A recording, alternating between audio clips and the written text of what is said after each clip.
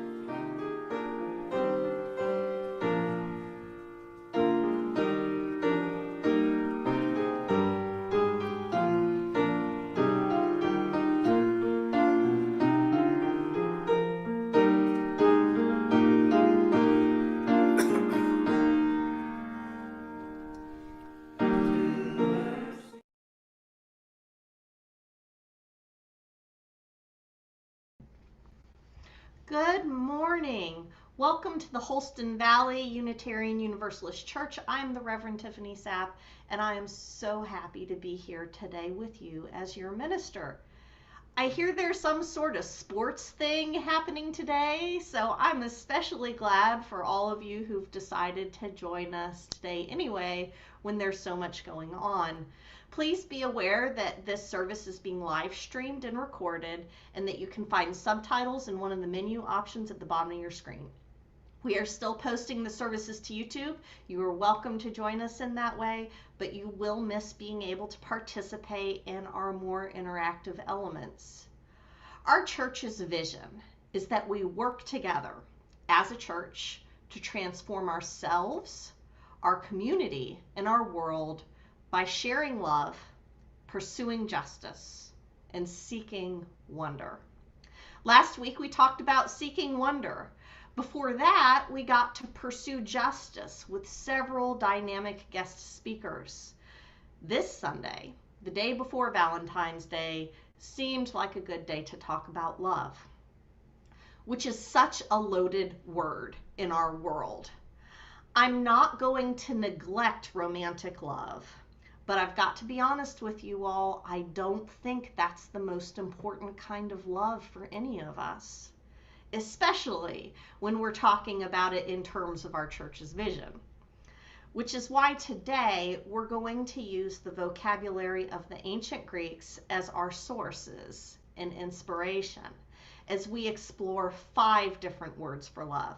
Yes, I know the title says 7 words for love, but I had to trim it a little bit, which is probably an act of love for all of us this morning so that we can get out on time. And so let's begin by lighting our chalice, our symbol of love shared and held in community. If you have a chalice or a candle that you would like to light with me, please join me now with these expansive words about love.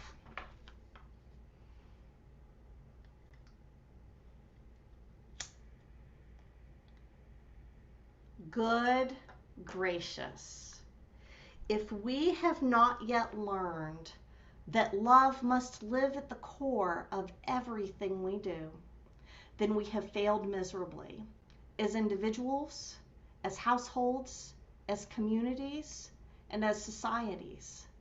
Nothing should pass the golden standard of how to be if it has not first circulated through the passageway of the heart. If we want revival, we need love. If we want freedom, we need love. If we want the winds of change and forgiveness, we need love. Purely, simply, unabashedly, love.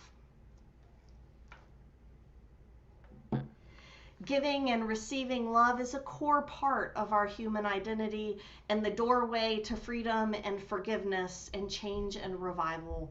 And if love is that important, then I want to tell a story today that reflects that. In the Buddhist and Hindu traditions, there's a metaphor called Indra's net that gets to the heart of how we are connected by love. But the wording of the metaphor in its original form is a little too complex for a time for all ages story. So I combined my decades of connection to this metaphor with my storytelling imagination and dreamed up a way to describe this ancient symbol in a way that would make it a little more accessible while preserving its original intent. This is that story, which I like to call the web of light.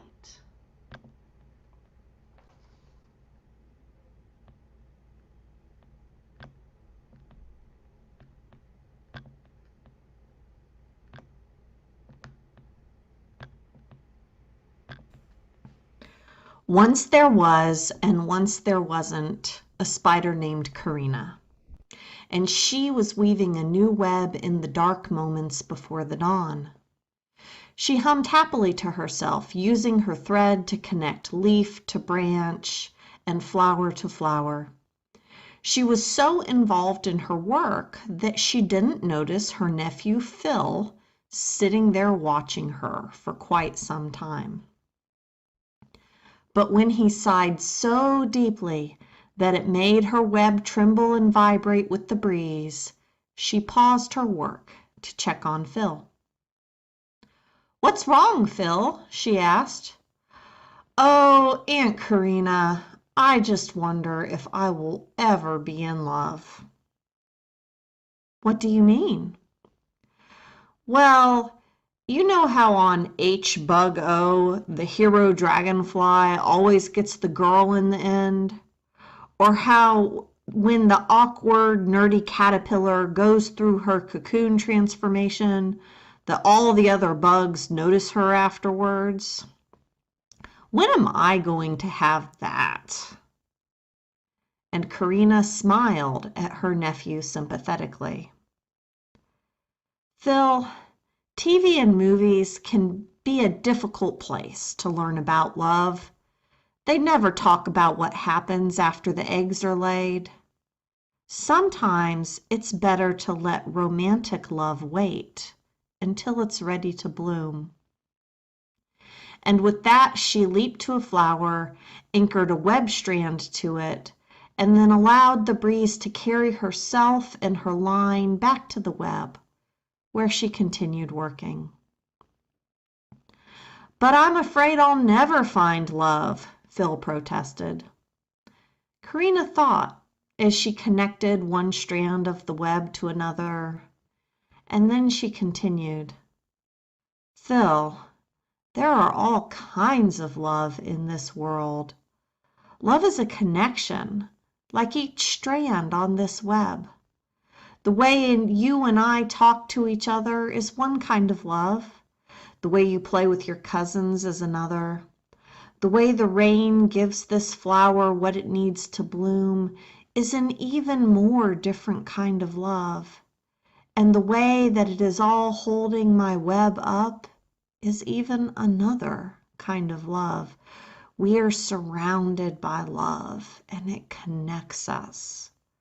But if we've convinced ourselves that the only kind of love that is out there is the kind between an action hero and the helpless bug that they rescued, we'll miss it." And as she spoke, the sun peeked over the trees, illuminating the field where Karina wove her web. And the dew that had been gathering on her web began to sparkle in the morning light. Phil thought about what Karina had said. How will I recognize love when it comes to me? Karina tapped her web thoughtfully, and the glittering dewdrops bounced gently with the web.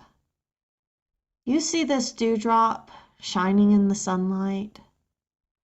That light that you can see in the drop is like the love that's already inside of you. Can you imagine feeling the love you have for your cousins, for me, for this beautiful day and more already inside of you? I do, Phil smiled, feeling a warmth inside of him. And do you see how every drop of water also has a perfect little sun shining in each of them? I do, Phil exclaimed. And I see that each drop doesn't just reflect the sun, but it also reflects the suns that are in each drop. Yes, Karina agreed. So it is with each of us. The world is a never-ending spider web with more connections than we could ever count. Each of us is a water drop, and each drop reflects the light of every other drop. And because the web is never-ending, so are the drops, and so is the light. We really are surrounded by love, Phil said with a quiet smile in his voice. And it is reflected inside of each of us.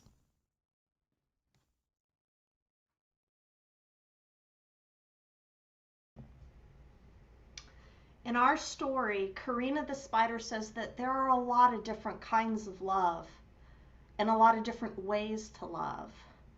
I wonder, what kinds of love have you noticed in the world? Share in the chat if you'd like to. This love that's reflected in you and reflected in me, it's bigger than any of us, and yet it unites us. As Unitarian Universalists, our love is something more than what we feel or think about. It's something that we live out in our actions, especially collective actions. Philosopher and activist Cornel West says that justice is what love looks like in public. And that's what our musical offering is about.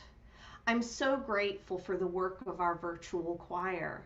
These pieces are a real labor of love, and it reminds me of the choir metaphor about how we take turns singing and breathing when we do the work of love and justice in the world.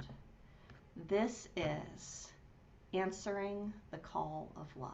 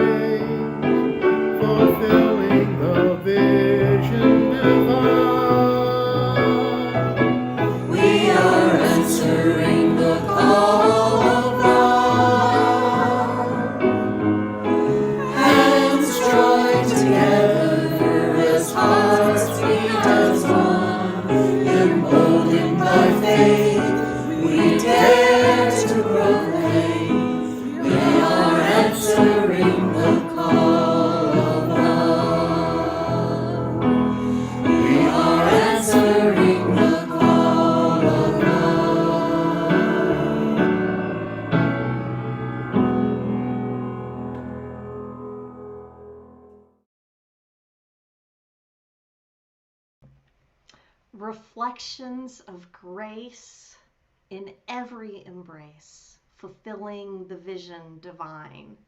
Come, be embraced by this community of grace and let us love you. We love each other by sharing our joy and by offering each other support when we're fearful or grieving. If you're with us in Zoom, I welcome you to type your joys and concerns in the chat. I might end up reading some of what you type out loud, so please only share what you're comfortable with everyone knowing. If you're on YouTube, I'm not going to be able to see what you type in the YouTube chat. While you are sharing your joys and concerns and your moments of awe in the chat, I'm going to light a candle for all of those affected by this COVID-19 pandemic, which is all of us, and some of us more than others. My candle is almost too short, but there you go. Slowly and deeply. It looks like my camera's gone out of focus, but you can still hear me. So, slowly and deeply, let's breathe in love for ourselves. And slowly and deeply, let's breathe out love for one another. Breathing in love,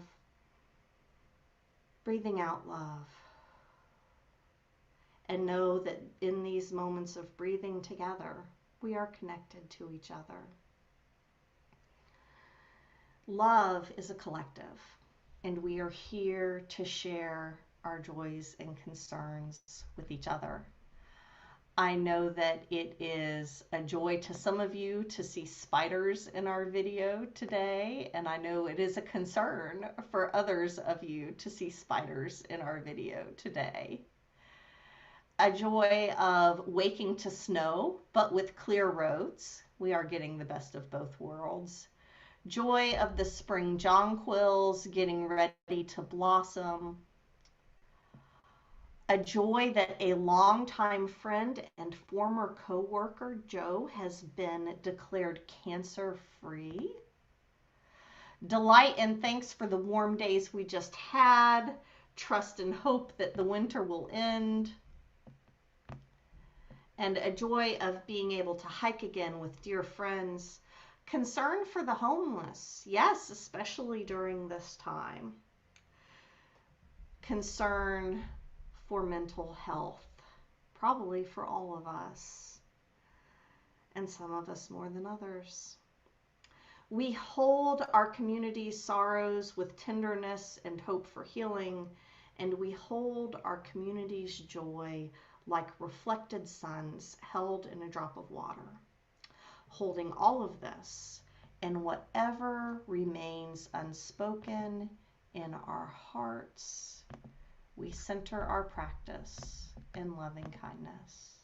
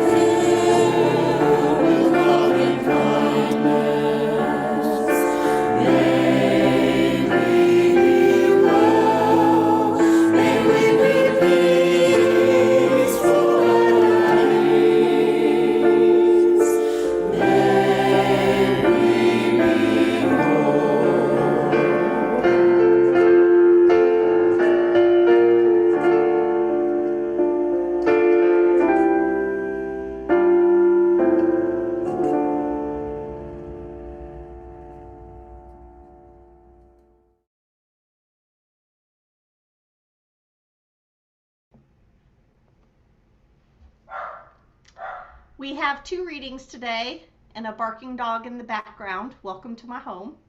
And the first is a reading from our special guest reader, my best friend Canova, who has a bit of a knack for interpreting poetry. This poem comes from John Rodell, whose work seems to tap right into the heart of human emotion. You can find his most recent works of poetry in his book Remedy. This is Love is a Ball of Yarn.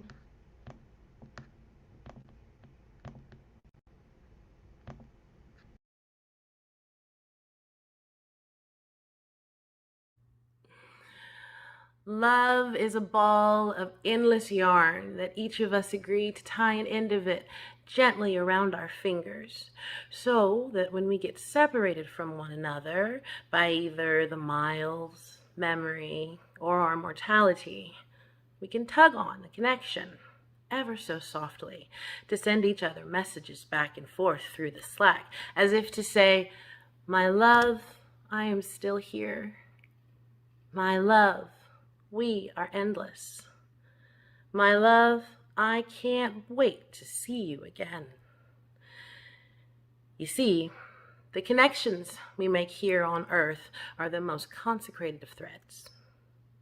They are the most unbreakable of blessings that transform the space that exists between the people we love into a divine field of strings, pulling back and forth on each other.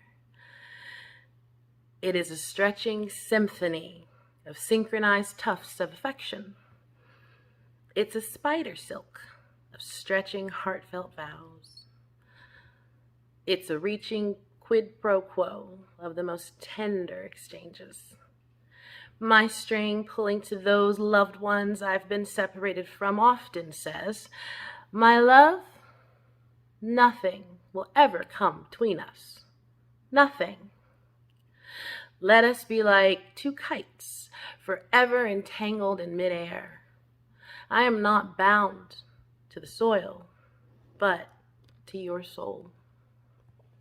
We are tethered together, like dancing angels above the tree line. Oh, hold my string, and I'll hold yours, and there will be nothing that can ever keep us apart. You see, love is a string tied between two people that holds them together forever.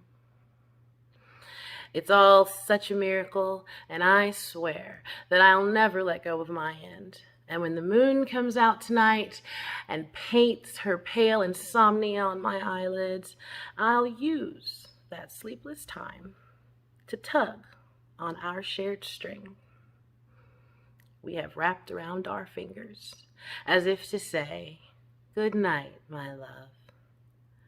And then I'll hold my breath until I feel you pull back on our string, as if you were saying to me, "Good night, our love is eternal."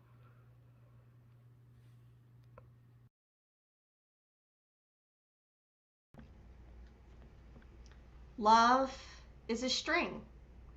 There are so many metaphors for love: balls of yarn, spider webs, answering calls that originate from an unknown source, all invite us to think of love as connection. Humans have evolved to be social animals, and we need connection if we're going to be our healthiest and our happiest. Which leaves many feeling lost if they can't identify and experience love in ways that we've been set up to expect, which is why I want to broaden the way that we define and understand love today. Movies, television, and songs point to a collective obsession with romantic love. Tomorrow's holiday, Valentine's Day, is a $20 billion holiday. I had to double check that. It was too hard to believe. It's clearly a big deal to a lot of people. And for the many people who don't have a romantic partner or who just don't experience love that way, it can be off-putting how much we focus on this one kind of love.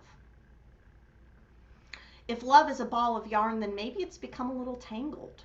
So I'm going to see if I can unravel a few things for us this morning, recognizing just how abstract and subjective the whole thing is. I think part of what makes love so tricky is that there are probably as many different kinds of love as there are relationships in the world. My love for my partner, my love for my child, my love for my best friend, and my love for each of you are each very different kinds of love. Some of that is about categorization, but some of it is about the nuances of shared history, understanding, love languages, and care between two people or even a group of people. Categorization might help us navigate the differences, though. The ancient Greeks really had 5 words for love, not 7 as the title might imply, which I discovered after the promotional materials had already been created for this week. So let's use these 5 words for love to see how it may encourage us to think about all the different ways there are to share love according to our vision. Philosia is the word that the ancient Greeks used for self-love, and I think that's a great place to start. Jenny Nordbank told a great, very short story on Twitter about self-love. She said, "My 3-year-old said goodnight to all of us tonight, and then in the dark I heard her say, 'Good night, myself. I love you. I love you too.' Don't let anyone take that away from you, little one." And I really love that. The first principle of Unitarian Universalism says that we have inherent worth and dignity. And recognizing that and claiming that for ourselves is the first kind of love. When I remember how much I love myself, it makes it easier for me to remember my own worth. It makes it easier for me to accept myself and all of my little imperfections.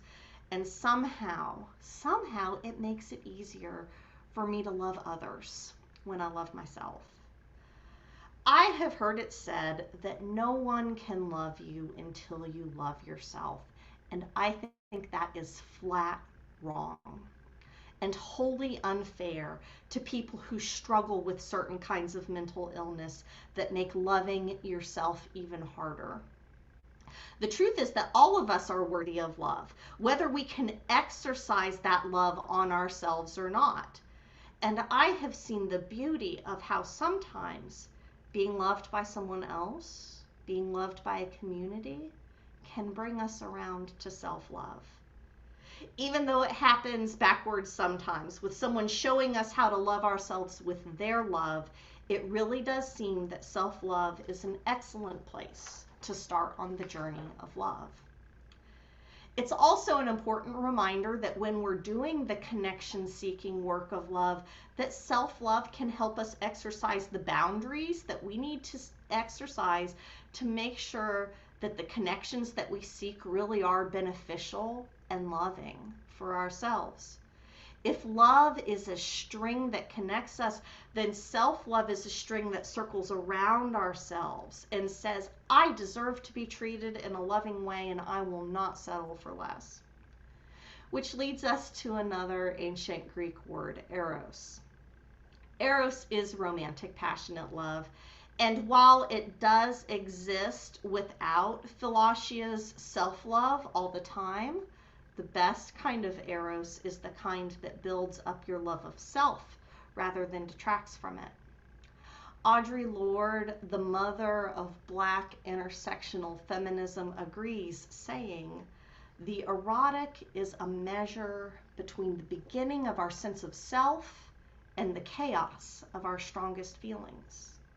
She identifies this as a source of power, which comes from sharing deeply any pursuit with another person. This sharing of joy, whether physical, emotional, psychic, or intellectual, forms a bridge between the sharers, which can be the basis for understanding much of what is not shared between them and lessens the threat of their differences. That bridge is like a string and is a connection forged by mutual enjoyment that opens us up to a greater depth of emotional experience. It helps us delight in how we humans contrast with each other and learn from each other, and it is an embodied experience, which becomes increasingly more important as people stuck doing intellectual work behind a computer all day become less present in our bodies. And lest you think that I'm only talking about sex here, go back to what Audre Lorde was saying, a powerful sharing of joy that connects us. That can be so many things. A popular contemporary art form called story people puts it this way. I read once that the ancient Egyptians had 50 words for sand, and the Inuit had 100 words for snow. And I wish I had 1,000 words for love, but all that comes to mind is the way you move against me while you sleep, and there are no words for that. So, since there are no words for it, let's move on. The romantic love of Eros sometimes evolves into the familial love of Storge, when passion evolves into a committed relationship. Storge is the unconditional love of family, and it comes from many places and in many ways, inviting us to expand what we think about when we think about family. And it pains me to know that putting the words unconditional love and family into the same sentence will make some of you scoff. While I was blessed to grow up in a family that did its best to love each other as fully as we could, many do not. So I'm going to take a moment to talk about what the Storge kind of love is supposed to be, and then we're going to talk about what we do when it's not. I think family begins the moment that people decide to build a life together. This can happen with or without children. This can happen with or without marriage. This can actually happen with or without romantic love. But it happens with commitment, a decision to share resources, support each other, and work together in whatever life throws us. I love seeing how people who have been together for decades interact with each other. For those that have really kept the love alive, it's not really the roller coaster of Eros anymore. It's the steady building of Storge. At our best, relationships hold multiple threads, multiple strings together. Storge brings us to a place where disagreement might not always lead to a passionate fight. Sometimes it'll lead to negotiations. Sometimes it will lead to laughter. It's also a place where the steady accomplishment of shared goals and a safe place to land at the end of the day are great blessings. And maybe that doesn't sound sexy to you, but I can tell you that it actually can be. And while many of us figure out Storge on our own eventually, the lucky among us are taught Storge in our own family of origin when we're children. But not all of us are so lucky. In many families, the ideal of Storge has been twisted into something harmful, a constraint that works against self-love, to the point that many people flee as soon as they can, as soon as they turn 18. But the failure of a family of origin to live up to the ideals of Storge does not eliminate the human need for this kind of love. It just means that some of us are served it as an early age, and some of us learn to cook it up for ourselves. The LGBT community knows a lot about this. Many folks who identify as queer create Storge themselves with the concept of found family. Samantha Allen, in her book Real Queer America, knows all about found family. As a transgender woman and an author, she embarked on a road trip to explore what it means to be queer in red states. When her road trip takes her to Johnson City, Tennessee, she reflects on the power of found family, as this is where she found the people who are the most accepting of her and allow her the space to truly be herself. Rosemary is going to read an excerpt of that book so that we can hear Samantha's own words about the unique places she went to find Storge.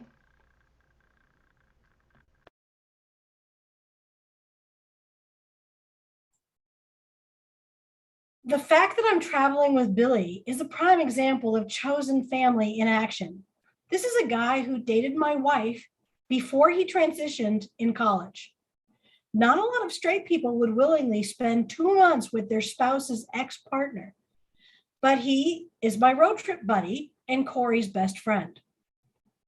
The three of us are all bound together in a complex network of intimacy, history, and affection. Billy is like a sibling to me, the transgender brother I never had. We have both known from an early age that our genders did not match the sexes we were assigned at birth. But we lacked the vocabulary to write a sentence like that until we made queer friends in college and graduate school, respectively. At this point in the trip, after hours spent conversing in the car about our transitions, Billy and I readily tell each other that we love each other. The tenderness and immediacy of our friendship are almost untranslatable to some of the straight cisgender people we meet, many of who assume that we must be romantically involved, even though it was my wife he once dated. I harbor no jealousy over the fact, though, and Corey saw no reason why their breakup should be the end of their friendship. When you're queer, you can't always afford to dispose of people, nor do you always want to. And with the cultural odds stacked against us, our friendships can take on the urgency of blood bonds. Billy is an irreplaceable part of my chosen family now, a strange little elf of a man who, from time to time, gives me peerless advice.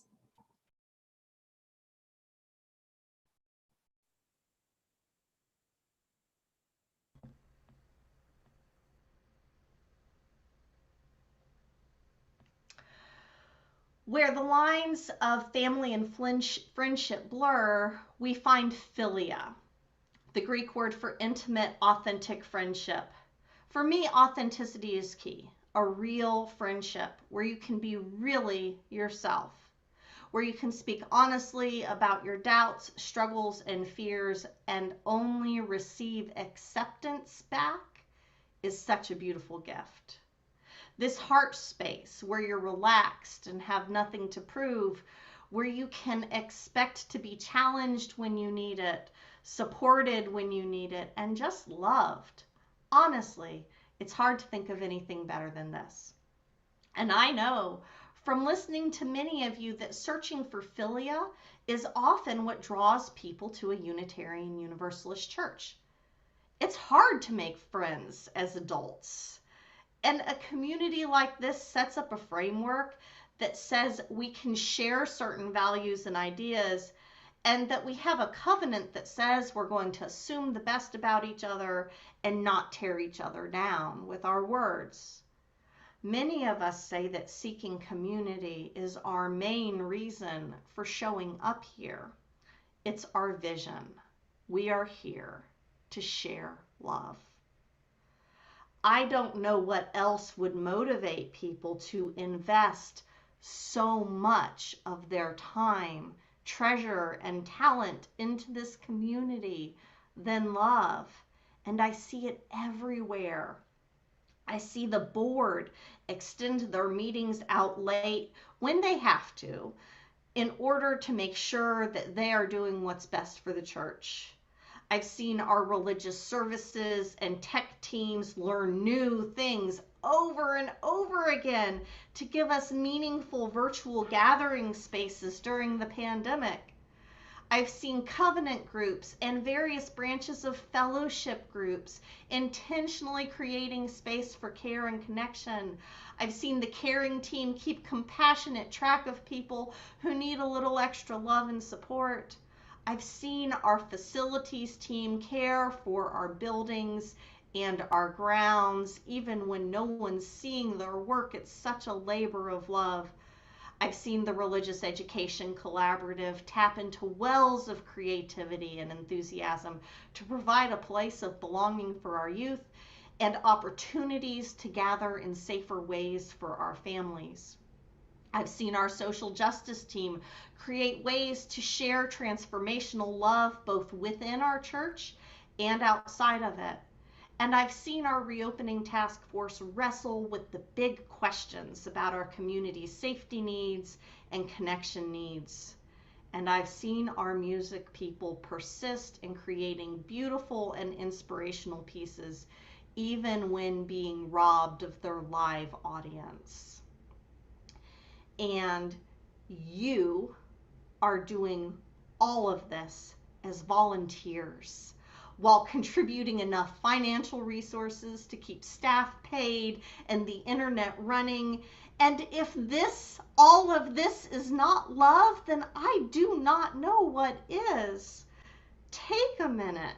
Think about the power of love that we share, that's holding this whole community together. We are a web of light. This deep friendship love, when combined with the power of a community committed to sharing love, gets us really close to the ideals of agape love, our last Greek word today. Agape is the universal love that's grounded in empathy. It's the compassion that looks at the stranger on the street and says, I know nothing about this person except that they're human, and that is enough to call me to love them. This agape love is the web of the spiders in our story, and the light that shines through each drop, and the vision, the eyes to see how we all shine the light that is reflected within each other. It's a love within us and between us and all around us. This is the love that transforms ourself, our community, and our world. This is the love that calls us to action and compassion. These are 5 words for love, but really there are so many. Connection, compassion, generosity, laughter, music, listening, acceptance, commitment, play, justice. These are all other words for love. How do these threads connect us? How will we keep loving each other and loving ourselves? May love guide us as we seek the answers to these questions in our living and in our loving. Henry David Thoreau, never married, never had children, and really didn't express interest in romantic attachments after one failed proposal early in life. Some people postulate that he had a crush on Ralph Waldo Emerson. And he still knew about love, crafting a beautiful metaphor of connection and support in his poem, Friendship. In him, we see another example of how broad our understanding of love and loving can be. So let's extinguish our chalice with his metaphor for love. 2 sturdy oaks, which side by side withstand the winter storm, and spite of wind and tide grow up the meadow's pride, for both are strong. Above they barely touch, but undermined down to the deepest source, admiring you shall find their roots intertwined inseparably. There's many ways that we share love in this church, and I invite you to visit our website at hvuuc.org to look at the news and events and the ways that you can be a part of it all. A very practical kind of love will be coming to help with our church cleanup day. On March 5th, we will gather at the church from 9:30 a.m. until 2 p.m. to get work done on our building and grounds inside and out. Bring a mask, work clothes, and a good attitude. For more information or to let us know you're coming, email facilities@hvuuc.org or get that information off of the website under events. I'd also like to invite you to sign up for one of our listening circles that we're having this month and next. I want to hear from each of you about how this church is living out its vision and how you would like to see us continue to live our vision in the future. There are still 5 spots left for this Tuesday night's Zoom listening circle, and there are still 4 spots left for next Saturday's in-person Zoom listening circle, and there are going to be several more available both online and in person. Times and sign-up information are on the front page of our website, hvuuc.org. I look forward to the chance to listen to each of you. This is a way that you can play a direct role in how we transform ourselves and our community. So, let's end our time together with a benediction from the Celtic Christian tradition that gets right to the heart of agape love. The world now is too dangerous and too beautiful for anything but love. May your eyes be so blessed that you see God in everyone, your ears so that you hear the cry of the poor. May your hands be so blessed that everything that you touch is a sacrament, your lips so that you speak nothing but the truth in love. May your feet be so blessed that you run to those who need you, and may your heart be so open, so set on fire that your love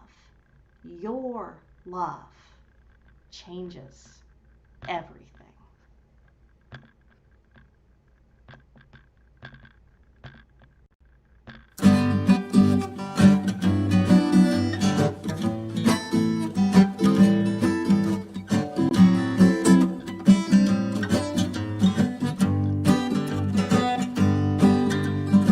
Flowers blooming all around us, red and yellow and blue and green. Can we make a life of smiles evergreen? Birds are singing, nesting, trying all the flavors out there, surrounding our world with songs and colors as they fly.